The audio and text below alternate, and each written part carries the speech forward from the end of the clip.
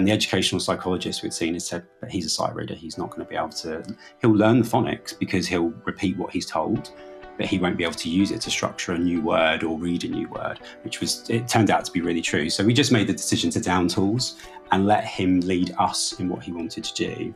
So I'd often put activities out like reading books or writing, like those activity pads you can get where you can go and practice your letters or your numbers. And he would pick them up and put them down. And we put some apps on his iPad like reading eggs and things like that. And because that's more interactive, he actually then started engaging in that rather than me trying to force the schoolwork that was being given to us. Welcome to All Aboard, where we help parents navigate the ADHD journey. Whether you're at the beginning of this journey asking what now, or you've trodden this path for a while and are wondering what's next, All Aboard ADHD is here for you. We will bring you key information from expert interviews, inspiring special guest stories, and parents sharing their real-life lived experience to help you feel less alone. I'm Claire, and today we'll be talking to parent guest Devin. Devin is the adoptive father of 2 neurodivergent children, both of whom are diagnosed with ADHD and autism.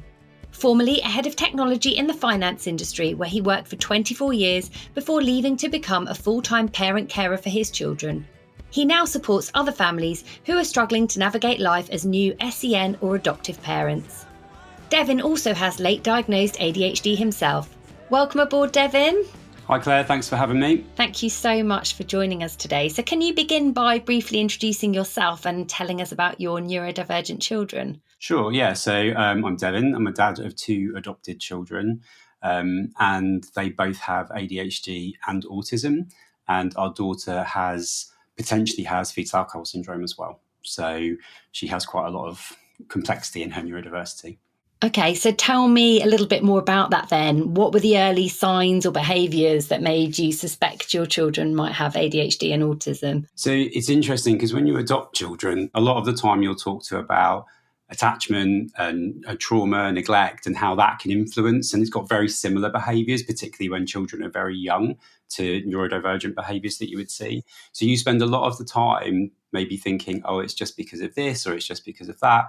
And then you're unpicking it. And then I think what happened was one day I just suddenly went, this can't be normal, right? This can't be normal. And our son was always so energetic and bright and lovely, but he would have those days where you just couldn't do anything right. And everything you said, it was the opposite. And then nursery started to kind of say, look, he's not really sitting with everybody. He locks himself in the toilet. He's jumping on tables. He's running out of the room. And we weren't seeing that at home. And I didn't really understand, why would he do that there and not here? And this is me totally ignorant to neurodivergence I knew what autism and ADHD was, but in a very simplistic way. So we got in touch with our post-adoption support team and they got us it was a private CAMS doctor who basically does child psychotherapy privately for adoptive parents. She came and did an observation and she said, so at nursery and at home, and she said very quickly, I think you need to go for a neurological development check for him. I was like, right, okay. So that was the kind of first time I'd ever even considered it was a neurodivergence rather than it was just because of the nature of him being adopted and maybe some of the things he'd experienced in his kind of early life.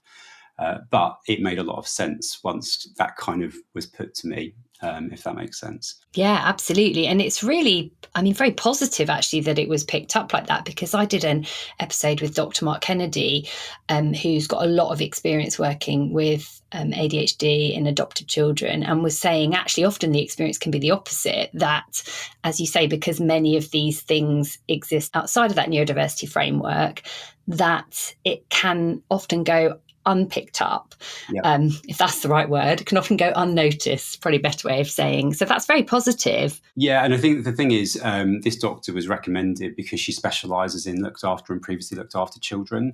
So she spent a lot of time talking to us about the behaviours you can see as a result of being a previously looked after child, but then also saying, but I think there's probably something more here. Now, she wouldn't tell us what it was. She just said, you need to go and get your referral, go to paediatrics, which took, a little bit of time. I was told it would be about 18 months, but we actually got saw within about 5 months of the referral. So we were quite lucky in that regard. And that was when he was in reception. And we had preempted with the school that we thought there may be an issue, and we put extra scaffolding in place at school for him as a result from the day that he started. And he spent a lot of time in the pre-summer term going in and meeting his teacher and building an attachment to his teacher, so that he just felt a bit more comfortable. But as soon as we did get to see the pediatric doctor, she said straight away, she was like, yeah, I mean, I think this is very clear that he's got ADHD. And I was like, right, okay. She said, but he's very young. He's 5. We don't normally like to diagnose at this age. However, he's very busy, but I also think he probably might be autistic. And I would like to get that diagnosis done before we ratify the kind of entirety of his diagnosis. And we were kind of like, quite ignorant. We didn't know. It was like, yeah, that makes sense. Fine. So working diagnosis was assigned to him. And we got put on the waiting list for autism. And she said, come back if things start to get more challenging. And I suppose for us, we didn't know anything but this way of parenting, right? This is just what we were used to. So we were like, okay, fine, we'll just keep going as we're going, and, we're learning. But then as he spent more time in reception, he was just finding it more and more difficult and more challenging to stay in that environment.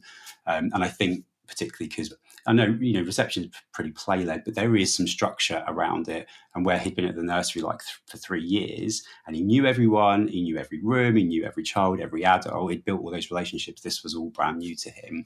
And only 2 or 3 of the children from his nursery went to it. So again, it was quite overwhelming. And it was getting to a point where he'd be running out of class, trying to run out of the school gate. So we went back to the paediatrician and said, look, we're in a bit of a bind here. We don't know what else we should be doing. And they confirmed his diagnosis, but said to us, kind of like unofficially, you should really consider medication for him.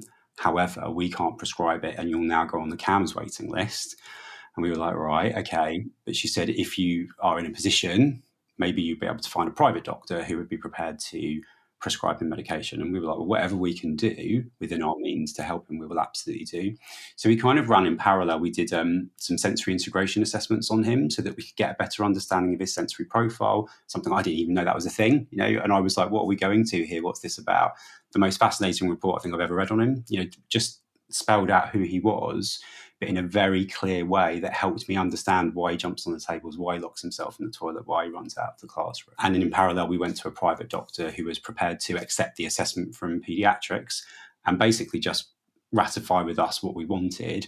And then we started him with medication quite quickly after that. And it made the world of difference. Like day one, you could just see straight away that calm come down on it. And it doesn't stop the ADHD, obviously, but it really helped him to think about what he was doing, what he was saying. And that's when I saw, oh, he is autistic. Like I'd never seen it before. I didn't understand it. He wasn't diagnosed at that point. He was diagnosed within a couple of months because they actually escalated it, and we got off of the 18-month waiting list, and it was done within 4 months. So we were quite lucky with all of our diagnoses happening quite quickly for him, which I know is not the case for many people. But I'm so glad it did happen because it helped us to really form a view of what we needed to do for him and how we could support him. So for him, obviously we've got 2 children with ADHD and autism. For him, that was our big learning journey for us, and just trying to understand how we needed to modify our parenting, how we needed to educate the school to a degree. Because, I've spoken to a lot of parents, and depending on the school, the teacher, the SENCO, the head teacher, you can get a really different experience for your child and their understanding of what they think they need versus what they actually need. And long term, we decided mainstream was just not the right place for him. He just couldn't cope with all the sensory environment stuff. So he now goes to a specialist autistic school, but also have about 60% of their kids have ADHD as well. So, they're very good at managing all of those aspects of him. Yeah, so perfect environment for him then. And actually, what an amazing story, because to have all of those things just by good fortune, I guess in many ways, picked up, expedited to be able to go through that so early on and get that early intervention, which is absolutely key, isn't it? And many of those experiences I can resonate with. Obviously, my son hadn't had some of the early childhood adversity that perhaps your children might have experienced, but similarly was diagnosed at 6, very young. And I, like you, apart from the absolute top level basics, knew nothing about ADHD. The whole thing sort of came as a bit of a surprise. So it's a whirlwind journey that you're on from the beginning. So what were your thoughts and feelings when he was initially diagnosed? I think when the ADHD was diagnosed, it just wasn't a shock at that point. as soon as the other doctor had said it, go and get him checked, I was like, okay, that makes total sense. Like I just thought, but I knew it was very young. You know, I'd read up about it. You know, average is 7 for a boy, and I think average is 12 for a girl, maybe. And so him being so young when we were going through the referral process, which he was 4 but 5 when he was diagnosed, I was like, okay, I can kind of understand that. I still didn't really know everything about it. I didn't feel too much, if that makes sense. I'll say it was the autism diagnosis was the one that really hit me, because that's when I really started to having to think about just his way of thinking, you know, from a social interaction perspective, because he's actually such a smart little boy. He's really clever. He's very talkative. Like he didn't talk till he was 4. And then it was just like, boom, saying everything, outspeaking everyone in his class, you know, really good vocabulary, really articulate, but also can have complete meltdowns and just go completely nonverbal when he doesn't want to do something. So I think I'm going to say there's a level of mourning that I think is always associated. And when I speak to other parents, I think it's the same thing.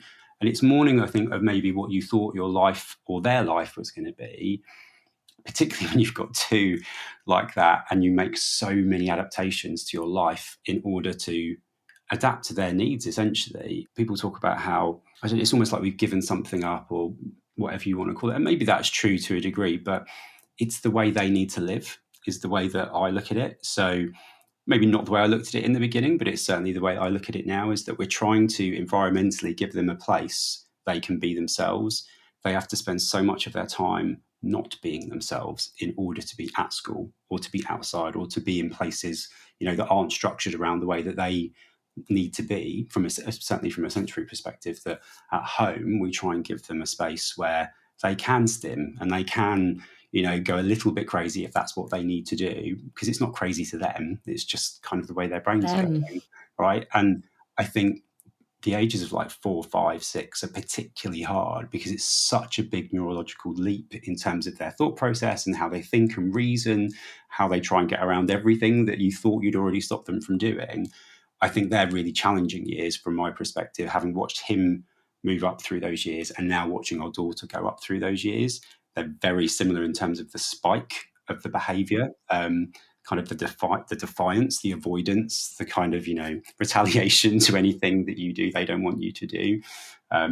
So mourning is the only way I can kind of describe it, I think, in the beginning, because, you know, it's not what you see, is it? You don't see that in everyday life, and suddenly your everyday life becomes very different to other people's.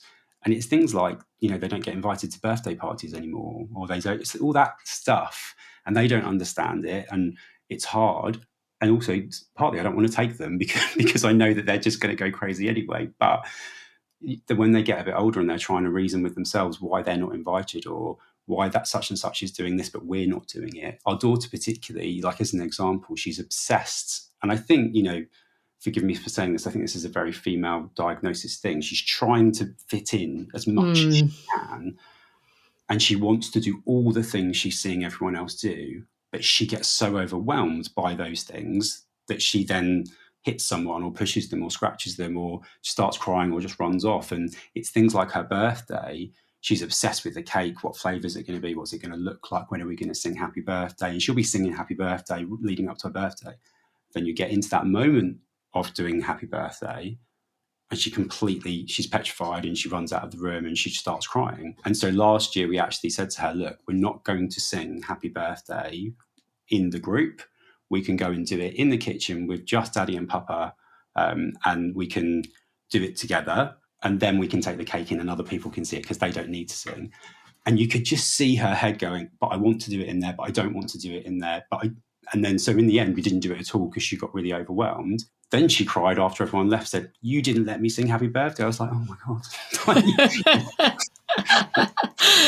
You can't win in some of the situations. You can't. So that's really hard because you can see they want to do those things. More in her, I think. He doesn't care as much. He's more like, I'm just going to do what I'm going to do and I don't care what they're doing, whereas she wants to do what everyone else is doing. So I found that really challenging with her, for her, and trying to think about how to help her maybe do some of those things in an adapted way, but sometimes having to be quite harsh and just say, no, we're not going to do those things, because I know how it's going to result and how it's going to make her feel, but she just can't process that. Yeah, and it's a lot, isn't it? What you were saying there about birthdays is so true. You know, I remember my son went through about a year where he wasn't really being invited to birthday parties of people that they were his friends, that was his group. That's where he felt like he belonged. And it's really heartbreaking to witness and to support someone navigating through that. And then my daughter, you talking then about the birthday cake reminded me of a party that we had a couple of years ago for her. It was a dance party, and she had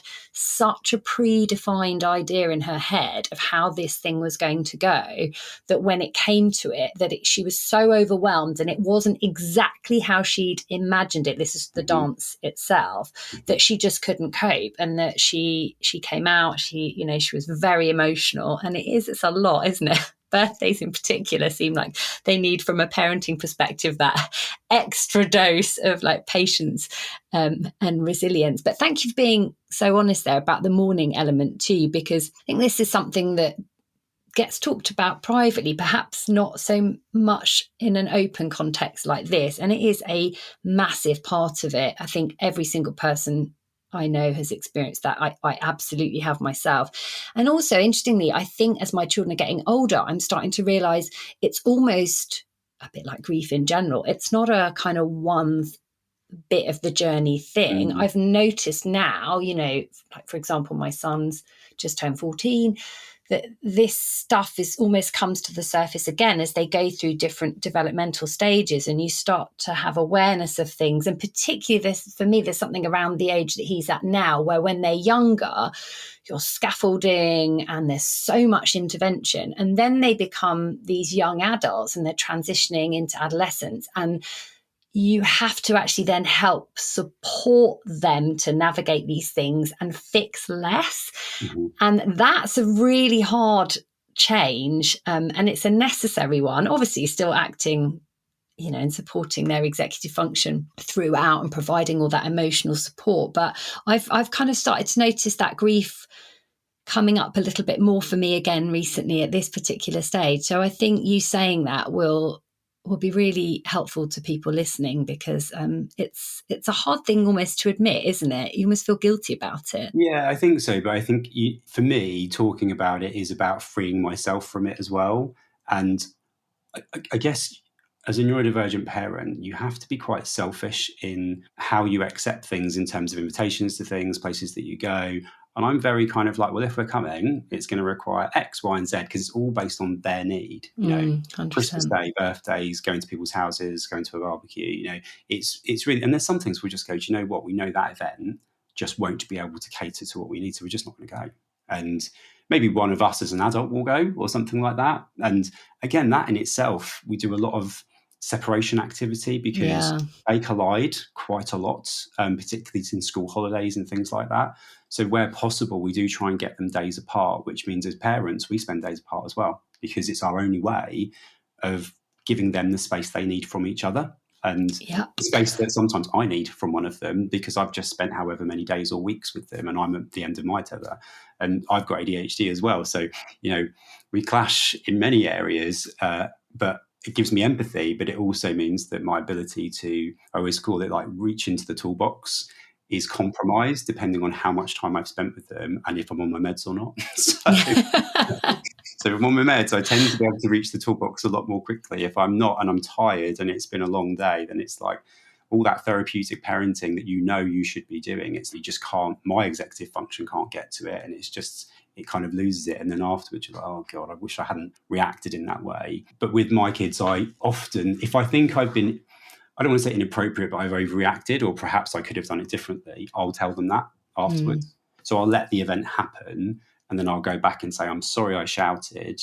You were doing this, which made me frustrated, and you weren't listening, but it doesn't mean I should have done that.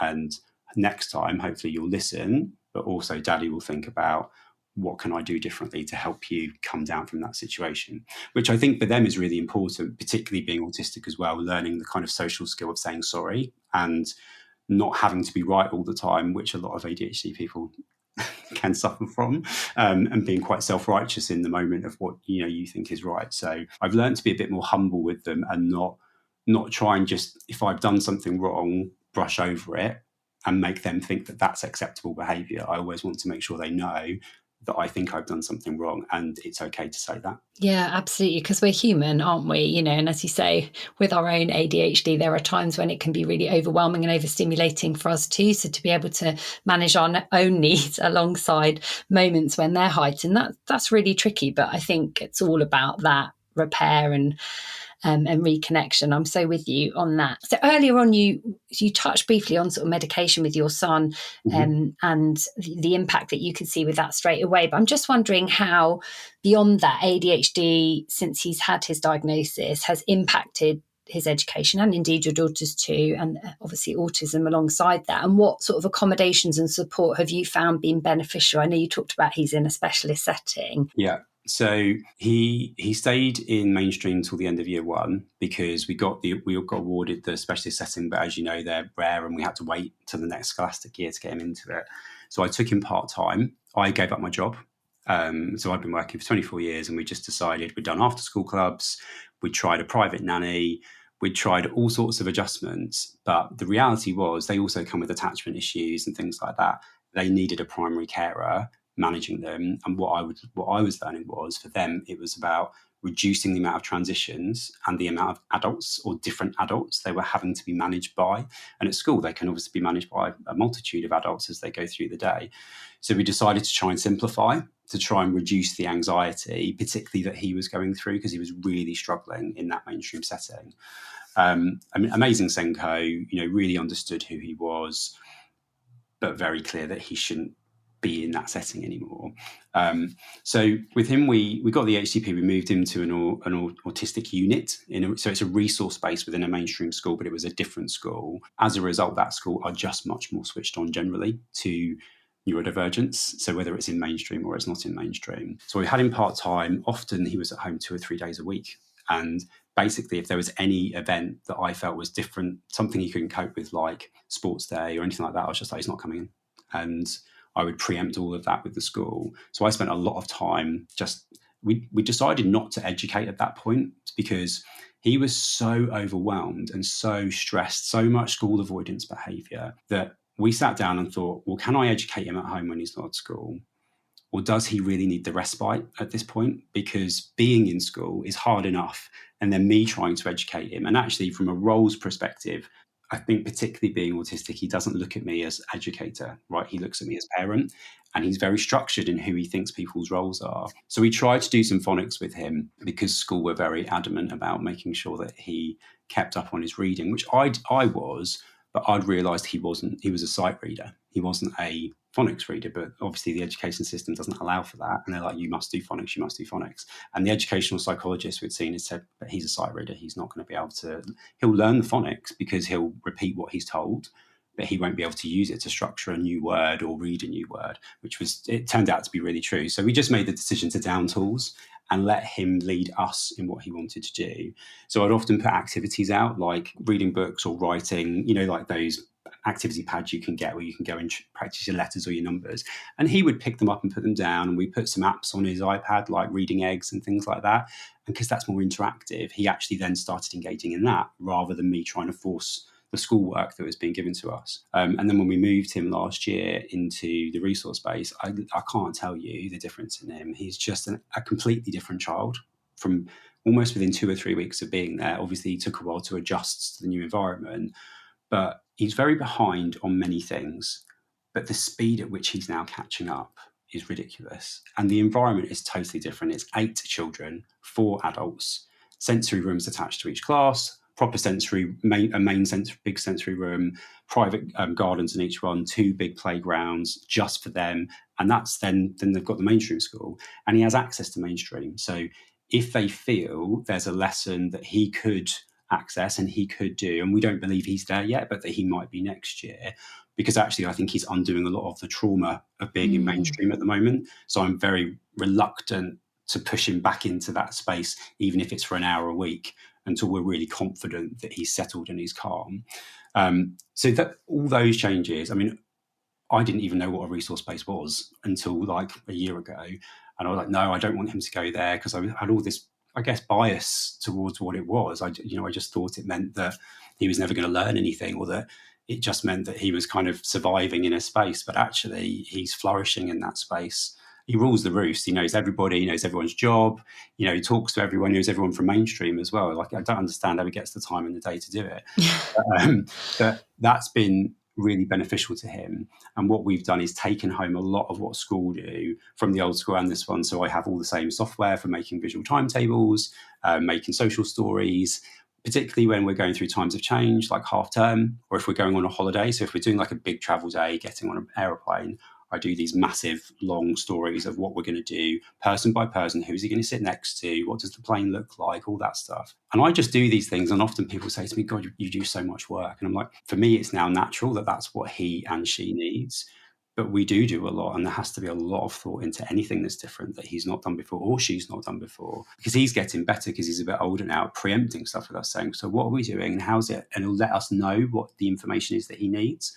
Whereas she still can't do that, but she still needs the information that he's asking for, if that makes sense. So, and I often thought with her, she's not asking, so she didn't need it. And then when I started doing it, the difference it made, because she was able to kind of check back what was going on. So yeah, I mean, it's weird, isn't it? Because I don't think of it as what have I changed? I've just started doing these things, and now they become second nature in terms of I know I've got to do it, so I just do it. But to a lot of other parents that see the stuff that we do or that we walk around with or the printouts that we've got when we've gone somewhere, they're like, oh, wow, when did you do that? I was like, I just did that last night because it's what we do, is what we have to do in order for them to survive. So, yeah, I'm not sure if that answered the question. It does. And you answered it so beautifully. I just felt that courage just resonating through the story, because that's a lot of big changes for you, giving up work. I know lots of people listening, that's something that they will have experienced themselves, and that doesn't come without sacrifice. Obviously, sacrifice is necessary and want to make for our children, and then all the work that goes alongside it.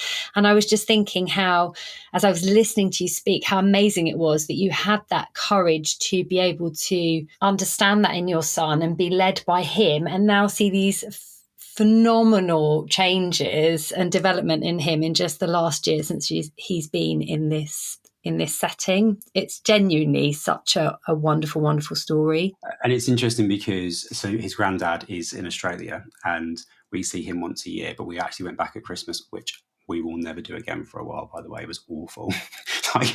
We can totally misthought that we could manage it and that we'd put everything in place, and we did, but it still was just a nightmare. However, when he saw him and he hadn't seen him since he'd moved school, he was like, oh my God, it's like a different boy. And he hadn't seen him since the summer, and he was really difficult through the summer. So it was really nice for someone to, I've seen it through every day, right? So I know he's different, but when he saw him, it was like, he's just like a different child. It's like I can have an adult conversation with him. He's reasonable. He's not running off. He is still doing those things, but in small doses compared to the big explosions that we were getting before. So, it's been really nice to see. What I will say, though, is we've had a couple of instances where what happened, he didn't have his meds one day. Now, what had happened, we'd given him, it was like a long release med, and he'd taken it in a cup, but it dropped in the cup, and we hadn't realised, and he hadn't realised. And we were having this awful morning, and I just said to my wife, I was like, I don't know, I'm not sure what to do. So I just went in the room with him, shut the door, and was just letting him go crazy because, sorry, I'm pointing at his bedroom, because I hadn't seen him like it for so long. And then he said, Dad, can I have some water? And I got the cup and I was like, this is what's going on. And it's a reminder that although we put all these things in place to support him, he still needs the medication, because his ADHD, when he's not on medication, is off the chart. And we see it every single morning. So he wakes up between 5 and 6, and the first thing he tries to do is wake the whole house up. So he's like bang, bang, bang, scream, laugh, lots of stimming, running around. We've got dogs as well, so he's trying to wind them up. So we try and get up, one of us, before he does, or at the moment that we hear his door click. And then he gets an immediate release medication the moment that we see him. And then you've got about 45 to 50 minutes of basically man-marking him until he calms down. You get these things around screen time, iPads, all this sort of stuff. So I don't care. First thing he gets in the morning is his iPad, so that he doesn't always work, because sometimes he still wants to just go around. I often find with him, because he's so unfocused at that point, I have to get a game out, put it on, start playing it so that he takes over, or put the show on that I think is the one he's going to be most interested in. Because if I say, I don't know, let's watch Paw Patrol, no, I don't want to watch Paw Patrol. Whereas if I just put it on, he'll focus on it and he'll go and do it, because he's in demand avoidance at that point as well. So you can't reason with him. You've just got to kind of trick him into doing stuff to keep him calm. And then we've got our neurodivergent daughter, who's much younger, or about just under 3 years younger, who needs a lot more sleep. But also, if woken up, will come round doing all those things. So it's a real battle. And it was quite humbling to realise that day, when he hadn't had his meds, this is what he would be like if he wasn't on his meds. And had we not been lucky enough to get his diagnosis early, managed to get to a private doctor and get someone to prescribe it. We are with CAMHS now, by the way, so we've got all of that sorted out. When I gave up my job, I rang them and said, I'm not getting off the phone until you take this over, because I can't afford to keep paying a private psychiatrist anymore in order to look after him. And they were very good, and they did take it over. But yeah, so it is really interesting to see how unstable he almost becomes the moment those meds are on his system. And then when they are, very reasonable most of the time. And it's much more about sensory stimulus than it is about anything else. Yeah, it's really valuable to see it, isn't it? Because sometimes we can forget this stuff, can't we? Because we get used to things as they are a particular way, or it's harder to notice some of the small changes as they come along. And I was listening to you, and it took me right back to when my son was younger. So many of the things that you were describing, I was smiling as you were speaking, because I thought, oh my God, yeah, I remember all of that. Really early riser, the kind of immediate stimming. In fact, now that my kids are even older, they do it with each other. You know, that there's that like antagonism almost, because it's seeking stimulation. And I remembered a very similar story that we had with my son, who probably was a bit older than your son now. And we had a situation where we were out and about one day, and we were like, what is going on? And suddenly thought, oh my God, he hasn't had his medication. And we'd gone out and we were having lunch somewhere. And at this age, and he was obviously a lot older than your son is now, but we'd never let him have Coke, because my view was always like, nope. You don't need to have any Coke. And on this particular day, I was like, right, I'm going to give him a Coke because of the caffeine. And it really helped in that moment. He thought it was like the best day ever, because finally this elusive Coke that he'd been asking for so long, because we were just in a situation where we thought, we've got to do something here. Yeah. And actually, thankfully, the caffeine, it was in a glass, Coke in a glass bottle, gave him actually exactly what he needed in that moment, just to kind of get us through. But yeah, listening to you speak now, it's funny, isn't it? As you go through these different stages, you forget all the things that you had to navigate, because times change and you move on, and then you change those adaptions and interventions that's sort of necessary with age. You're giving me hope that that's going to change at some point, because it's exhausting having to get up every morning, and it's not just about the getting up, it's the focus you have to have in order to keep him calm, to get the meds in his system so that he's calm enough to be by himself. Because once they're in, it's almost like it goes like that. It's like a light bulb. Suddenly he's just fine. Yeah. And he's just sitting there and he's like, oh, can I have this for breakfast, Dad? I was like, you were literally screaming at me a minute ago. It's like, you can't even remember that's what happened. And he'll say to me now, Dad, I don't know why I do it. My brain's just really busy. So he's much more aware of himself in terms of articulating back that he didn't mean to do it. But not that I make him do that every morning. It's like, it is what it is now. Of course. We just want him to be as calm as possible for himself as well, more than anything else. So he starts the day in a good way. We've got the opposite with our daughter. So she's like not a morning person at all. So she'll wake up and you can get about 45 minutes of okay behaviour, because she's just like constantly sleepy and she's just kind of moping around. But then once she starts, it's almost like you stop him and then she warms up, and she's younger, and she's only been on meds since, almost a year, I guess. So she was diagnosed when she was 4 and put straight onto medication by paediatrics, actually. They were like, she's off the scale. You need help. You can't have this type of behaviour. So we had 3 assessments. So the first assessment, they went, yeah, but because of how young she is, we want multiple doctors to confirm that we're happy with this. And it was the third one that was then the prescriber. And we did it via video conference, and I think it had been 3 minutes, and he was like, oh my God. He's like, right, what do you need? And I was like, well, I've got ADHD, he's got ADHD, we do this. He was like, right, you know what you're talking about, this is what we do. And again, as soon as we got it, very different impact with her, because she's not like him in the sense of jumping on tables and, again, very boy kind of behaviours that you would traditionally see. She's much more argumentative and physical and defiant, and and you can just see in her head she just can't stop herself from saying the things that she's saying. And then it's like Jekyll and Hyde. The next moment, she's just like sweet and innocent, like she hasn't done anything. So we've definitely seen a real huge calming effect for that for her. But she has a lot of sensory stimulus. So she's like noise and things like that. She really, really struggles with. So they're two very competing profiles. And we have boxes of pills for all of us between ADHD meds, sleeping meds, all this stuff, and our son actually takes not just stimulant medication, he takes guanfacine as well, which is is it the adrenaline one? I can't quite remember what it targets, but he has that in the evening because we have the same effect in the evening as we have in the morning because the ADHD meds are wearing down. And obviously you can't take stimulant meds all night.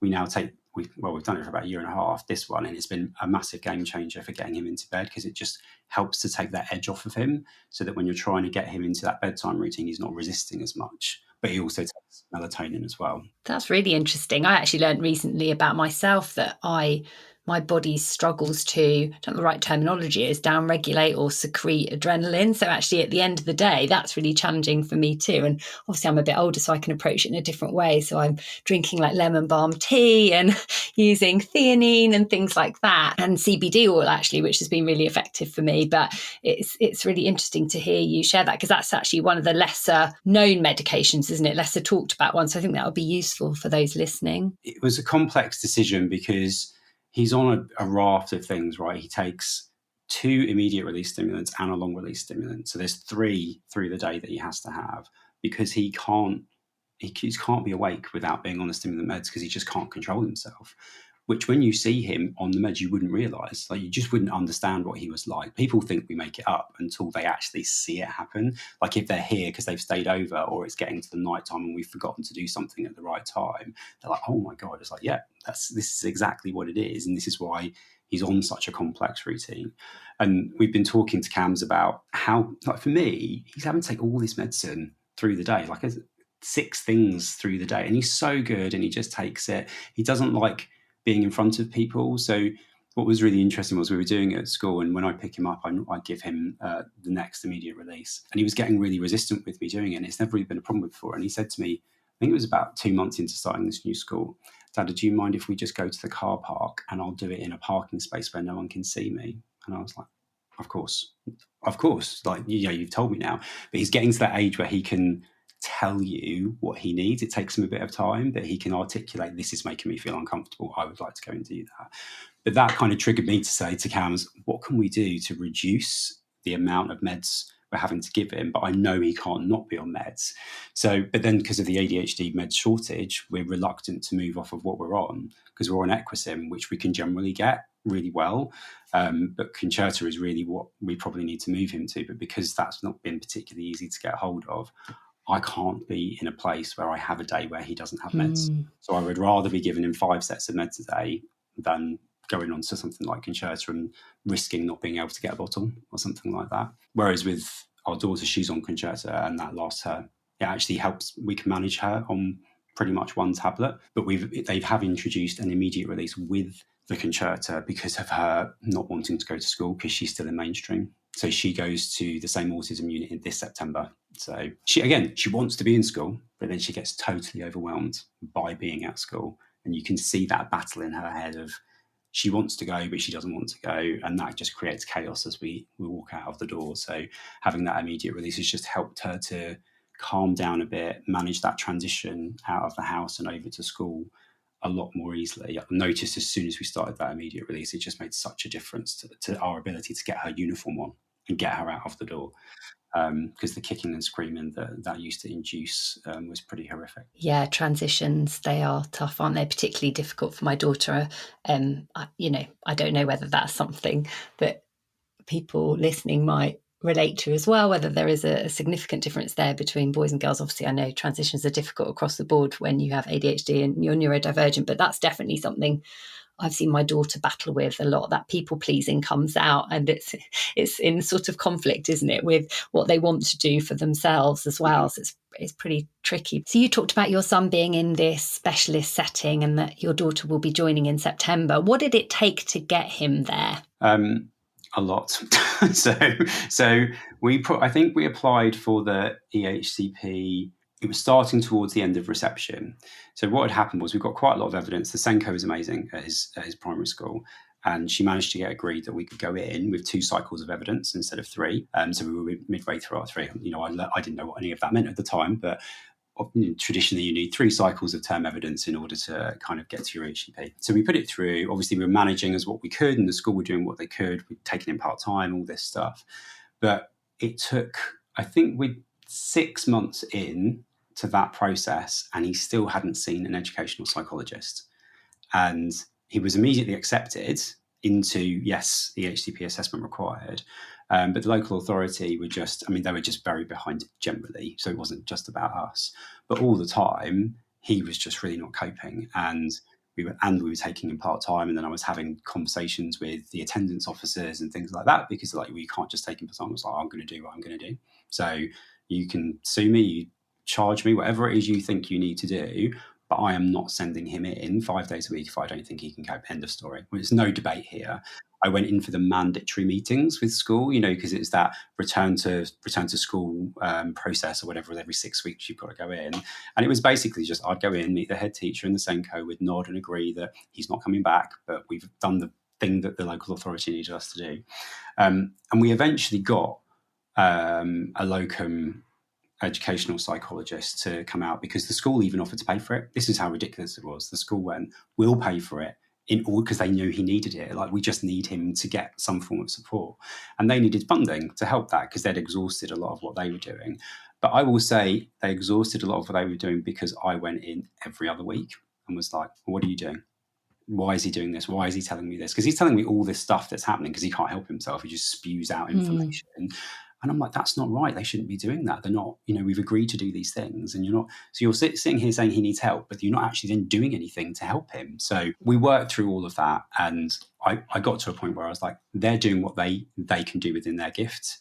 We're not going to get any further forward. So I then went to the local authority and said, seeing as how long you're taking, you've breached your timescales already, I want interim funding, interim high needs funding. For which obviously they said that doesn't exist. And I was like, it does. It legally exists. So don't tell me it doesn't exist. I want interim high. And everyone was just shutting me down, and they just stopped responding to my emails. It's almost like the moment they don't want to answer anything or they don't like the question, they just don't respond. So I wrote, I won't say what I called it. Let's call it a strongly worded email to the exec of our local authority, our local MP, and the Mayor of London, and just said, I'm not joking, it was like this big. And I just went into all this detail about the process, about his need, about how they were failing him, about where he's been failed multiple times. He's sitting in school in soiled nappies, all this sort of stuff, everything and anything, because I just didn't care at this point. I was polite, but to the point, I'm going to say, maybe slightly emotional, maybe more than I should have been. But that got me a response from essentially whoever the director was that was in charge of that team. And then I got a senior caseworker assigned, who then went on a call with me and was like, we're very sorry this has happened. Yes, we're going to look at both expediting getting the EHCP sorted and the high needs funding, which you are correct, does exist. I was like, of course it exists. So then we got the EHCP draft, which was awful. I mean, I've never read one before, but I read it and went, this doesn't describe what his need is. We'd had lots of private assessments done through post-adoption support, which we were very fortunate to have, like a sensory integration report, which they completely excluded, even though their EP had copied and pasted a number of parts of that report into it. They'd then taken out a load of the stuff that ultimately would have justified the provision that he needed to be in. And then they said, we'll award him high needs funding on an interim basis as long as he goes to school full-time from Monday. I was like, absolutely not. Why am I just going to chuck him back into school when the school haven't even got the money to make the changes they need to make in order to support him going back into school full-time? And by the way, I don't want him at this school.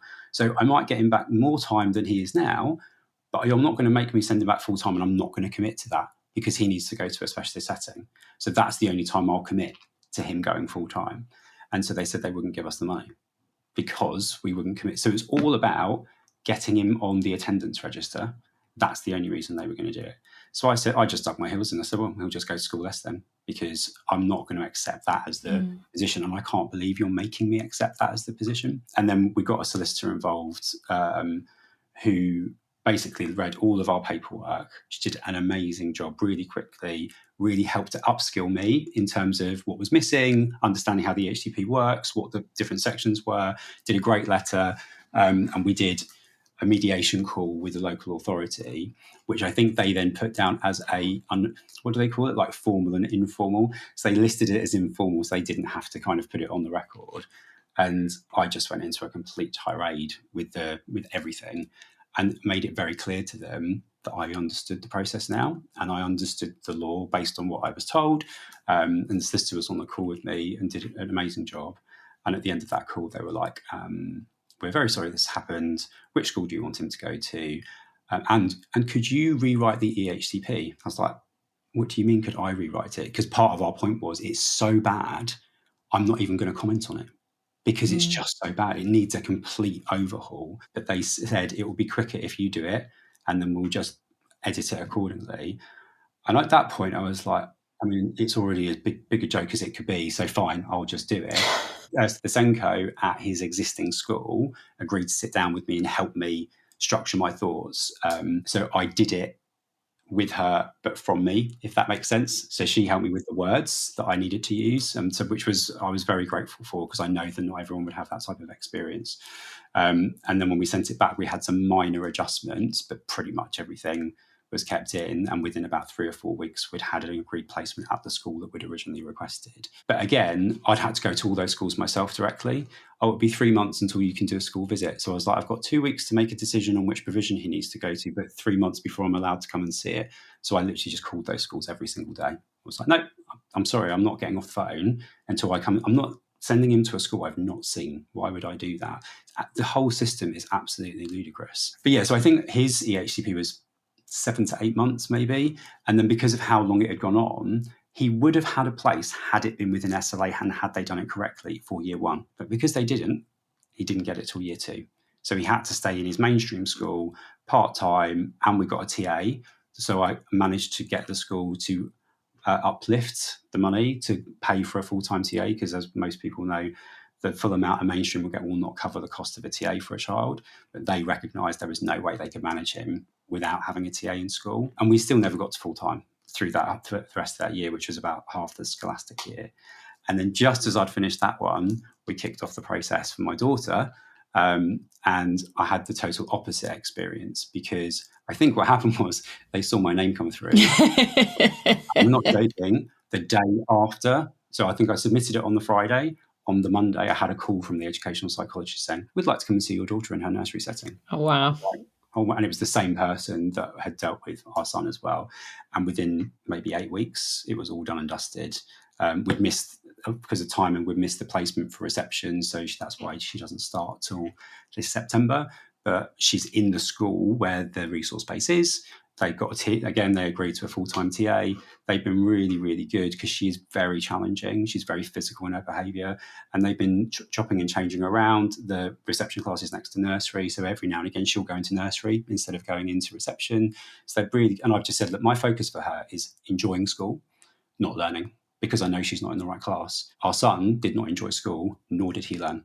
So I want her to have a different experience, because that at least means when she moves to the correct setting, that she'll hopefully do it much more quickly, and she'll adjust much more quickly, because she'll be happier about going in. So the process has been horrific for the first one. So, I mean, so stressful. I broke down a number of times. That's when I actually got a therapist, because I was like, I was so distraught, and I hadn't given up work at that point, but it was the point at which we got the solicitor involved that it coincided with the decision for many other reasons. I just need to give up work. I just can't do all this stuff. I must both work full time and manage our children's needs. I can't focus correctly. And it's only since then that we've really got the traction, because I've invested all my energy into appointments, advocation, everything. Because it's obviously not just the HCPs, it's all the other services we're trying to access to support them as well, and all the occupational therapy appointments. Yeah, it's a very familiar story, and it's a very heartbreaking one for many reasons. And somewhere in all of this, we seem to forget about the kids, rather the system seems to forget that these are children. Yep. And this is having a very real impact on them every single day.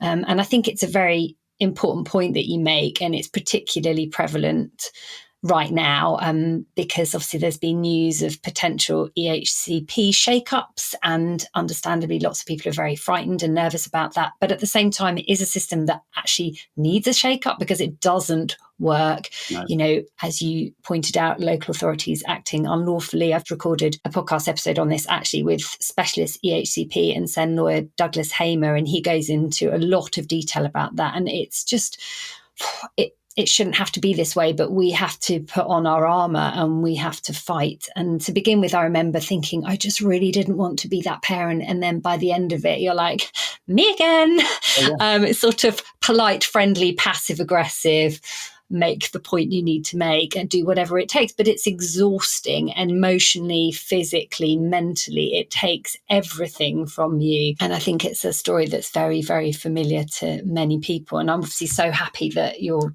son and now subsequently your daughter have got the support and the setting and the placement that they need, but it just shouldn't have to be this way. No, it shouldn't. And you know, I hear so many horror stories, even around the schools. Like our last school it's a good school, but they just can't manage children like ours. But they had members of that school that didn't understand that, right? They didn't get it properly. We had one person who was our advocate and totally got everything, but they weren't in the power to make all the right decisions or the funding decisions. So that's why I was in school like every other week going, I'm back again, because I'm not going anywhere until they sort it out. Whereas we're in this new school, every time I've engaged with a problem or a thought on something, they've been on top of it from day one. And they put the kids first. And it's not because I'm not even shouting, because they just engage me in the right way. But I can see so many other parents that have the same problem we had at the previous school, but also don't have any of the knowledge around how to navigate that. And I think you mentioned earlier, we have had some good luck with some of the people that we've interacted with. And I'm very aware of that, because our journey could have been very different if we hadn't had those people that were on our side and were helping us to navigate a very challenging system from within their own system that they probably shouldn't have been doing. But they were doing it to enable me to get what we needed for the kids. So yeah, it's really hard, really hard. And I think that's why people sharing honesty as you are today, and why the podcast is so important to me, because I wanted to create an audio library for parents where they can access resources and information as a starting point on things in areas in which they're struggling or are relevant to them, wherever they are in that journey with their particular children, because it is a minefield, isn't it? And many times we just don't know where to start, and some of us have the capacity to do that and others don't for whatever reason, and many of us break in the process. And I just wanted to make sure that actually if we can share these stories and that parents have a place to come to start their research, their kind of listening journey, and to help them on that, then it would have value. No, I agree. And that's why recently I started doing some mentoring. So I've been doing it for free for a couple of years, but with SEN parents where they're starting their journey, they've reached out, could we pick your brains? And I've realised actually I've got quite a lot of knowledge on things that are quite universal when it comes to what you're needing to get a specialist help in a school. And I found that quite rewarding, actually, because I hate not working. Like, I worked 24 years full time, and this is a real difference for me. But it's also it's quite gratifying speaking to people and helping them not circumvent, but maybe get ahead more quickly, because you're just imparting some knowledge that help them not have to suffer in the same way that we've had to suffer through learning ourselves, because there wasn't the right resources or materials at the time to help you. Yeah, absolutely. This stuff becomes a vocation, doesn't it? It does, yeah. We spend so much of our time talking about so many of these challenges, and it's really important to do that so honestly for people listening, because I know that it helps many, many people feel just like less alone when they can hear people sharing examples of things that go on in their family and they're having to contend with at home. But if we reframe it and think about the positive stuff, I'm just wondering if you can share a success story or a memorable moment, unique strength, any of those things that makes you super proud as a parent of neurodivergent children. Yeah, I mean, I think our daughter's a bit younger, so her ability to articulate stuff is still a bit more limited, I'm going to say. They're both super observant. I mean, they're hypervigilant children, right? So maybe most people with ADHD are. And they notice like the most micro things that change, whether it's physical environment or your tone or anything like that. So they can often be very adversative with you, right? And that can be quite challenging, but they can equally be very empathic. And I noticed that when they're in a relatively regulated state, they're the first children to be checking on someone that's hurt themselves, or the other kids in the classroom. When new children come in, let me show you what happens and where to go. Maybe a level of control is associated to that as well, but I think there's genuine intent that comes behind it. So I've been very surprised, and again, based on my ignorance of neurodivergence, about how empathic they both are. Our son, particularly now that he's older and he's better able to express himself and use a wider set of vocabulary, you can really see that he's a deep thinker, and that I can resonate with that because I'm a deep thinker, but a quick deep thinker, right? So I think, like, right, okay, I know what I'm thinking now. So that's really surprised me, and I think it will stand them in really good stead when they get older to have that type of thought process. And I know it's conflicting because they've got their ADHD and their autism. So that's probably quite a hard combination, because they're struggling with social etiquette whilst trying to be nice and do what people want. So people pleasing, but also wanting to just do what they want to do at the same time. So I definitely think, I love them to bits, right? I think they're going to be amazing human beings, and they are. They're just in Absolutely. a really difficult stage of development, and we're still trying to get all the correct scaffolding in place for them in order for them to be the happiest that they can be, which will hopefully make them more regulated more of the time. But equally, they just need to do what they need to do. So yeah, it's attention to detail and being empathic. And I love it when he'll notice all these things, and I'm like, no, that can't be right. And he's like, yes, on Tuesday, 3 weeks ago, when this happened. And you're like, and he's right. Every time he's right. And he has to tell you the story. You've got to let him finish everything. Like my ADHD brain's gone, yeah, got it. Understood what you're saying. He's like, I've got to, his autistic side comes out, and he's like, no, I'm going to tell you it in great detail because I'm not sure you fully understand what I'm saying. Oh, I think your children sound absolutely amazing. As you say, they are incredible human beings, but they're going to grow up into amazing, amazing adults, and super lucky to have parents like you guys supporting them too. So what one piece of advice would you leave parents listening to help them feel less alone on this journey? I think, as I was saying earlier, throwing those shackles off of feeling any guilt around the changes you have to make for your children. I think, and it's hard. It's really hard, particularly when you're in public. I used to get very, what are people going to think if I do this or act like this? And the reality is, your child needs what your child needs. Sometimes that's to let them have their meltdown because they need to get it out of their system.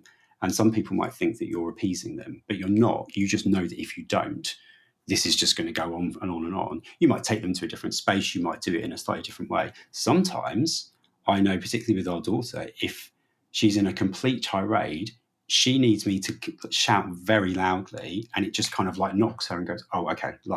She realizes she needs to shift gears a little bit. And I know that, again, I'll get people looking at me, but I don't even look back anymore. I just don't care. If someone makes a comment, I'll be like, it's got nothing to do with you, But I equally do like all the lanyards so that if people do know what it is, that they can see. And often I find that does change how people are looking, because anyone that understands what the lanyard is, they tend to give you that immediate exception that you need to do what you need to do. So I think I say this, and that's taken me years. And I'm still going through that process because, as you said earlier, things change and their behaviours change, and it's something I've not dealt with yet. And suddenly I'm having to readjust my expectations on something new that I didn't think about before. But I think letting go of that, what you thought life was going to be, and accepting that you have to be totally selfish about what your children's needs are. And if your family don't get it, if your friends don't get it, then you don't need them. That sounds really harsh. Most of my family and friends have adapted and they've learned and they're great. But there are some people that can't do it in the right way, and you therefore have to let go of some of that space. And I've made the effort now to try and meet SEN parents, because parents of neurotypical children just don't get it in the same way. Oh, they'll grow out of it. Oh, mine does that every now and again. Seriously, they just don't. It's well intended, right? No one's meaning for it to come from a bad place, but they just don't understand the persistence of what you're dealing with on a daily basis. Speaking to a parent who gets it and has children that are similar was life-changing for me, because it made me feel like I wasn't alone every day feeling the same thing. I mean, I am still feeling that thing, but I've now got people where I can say, this happened today, and like, oh yeah, this happened today, and suddenly you just feel a bit better because it's not just you that's going through those same challenges. Oh, absolutely. Having a community of like-minded people where you feel safe to share and be supported is just absolutely priceless. And it's in many reasons why I started this podcast, because when I began this journey and my son was 6, it's a long time ago now, I really was very, very, very alone, and I didn't have any of this support, and I didn't even have access to the resources in the way that social media and things allows us to today. And I just never, ever wanted anybody else to feel like that. I wanted people to feel, even if they haven't yet met their tribe locally, that there are many, many of us out there who understand exactly what you're going through, and we're here to kind of support each other. I agree. And that's why on my main family account on Instagram, a lot of people sometimes say to me, it feels like some of the content or the stories, because I mostly just do stories, can be quite negative. And I'm not meaning to be negative, I'm meaning to be real. So often the time I'm having an amazing time with the kids, I'm not posting it because I'm having a great time. And I'm enjoying that time, I'm being present. And the other side of it, I'm venting because I'm just like, oh, this is happening. So I'm not trying to be mean about the kids. I'm just trying to be real about the situation. But I do mostly get positive, like, thank you for being honest, because not many accounts out there are that honest. It's like, oh, look at the crazy ADHD thing my son did. Well, in a positive, fun kind of jumping way. But, it's not like that most of the time. Most of the time, it's much more challenging. So I think just being authentic with other people that are feeling it is super important, and being open and honest about how you feel. Otherwise, you just get completely suffocated into this situation, which is not a great space to be. Yeah, absolutely. Very well said. And you have been so honest today. Thank you. Because even though in many ways the stages you're talking about, I've kind of gone through those. It really took me back and almost felt listening to you like, oh, I wish I'd known you when I was there at that point in my journey, because that would have been such a huge help. And therefore, if I'm feeling like that, having gone past it, I know without a doubt that people listening to this will feel exactly that and will really, really benefit from hearing your story today. So thank you so much for your time, Devin. No, thank you for having me.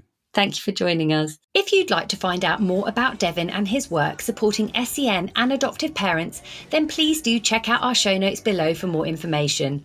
Or if you'd like to find out about how I can help support you and your children with personalised ADHD coaching, then please do head to allaboardadhd.com. You can also find me on Instagram and TikTok at All Aboard ADHD. Most importantly, if you enjoyed this episode and found it helpful, please can you follow and review All Aboard wherever you're listening today to help other parents find this podcast and welcome them aboard our journey too. Thank you for listening to All Aboard ADHD.